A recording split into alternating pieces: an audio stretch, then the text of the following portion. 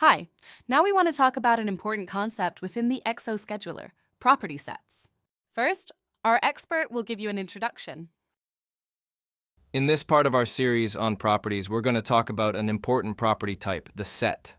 Let's take our well-known recurrent pilot curriculum as an example. Of course, in a real training organization, we may have hundreds or even thousands of different curriculums. So it makes sense to categorize them by type. This curriculum here is for flight training. Others might be for cabin crew, or for dispatch or maintenance staff. These different categories form a set. Now let's take a look at how we can create such a set for our curriculums in exoscheduler. Okay, now I want to show you how to do this in the exoscheduler and assign the property set to a curriculum. First, we go to the Sets page. With a right click, we choose Create Set, and we give it a name, Training Type.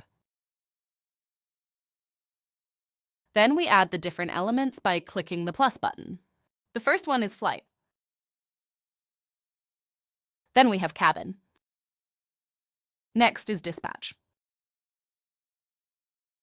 And finally, Maintenance.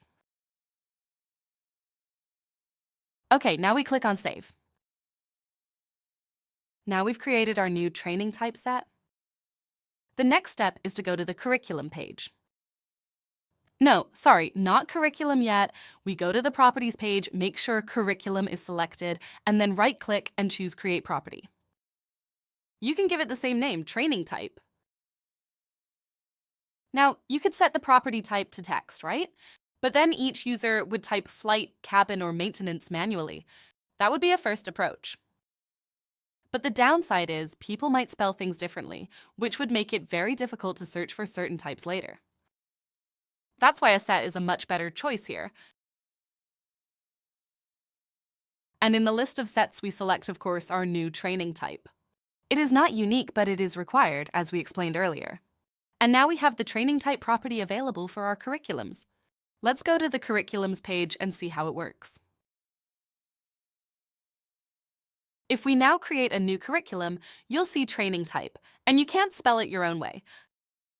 You have to select one of the predefined values. That makes it much easier later on to filter or search for specific training types.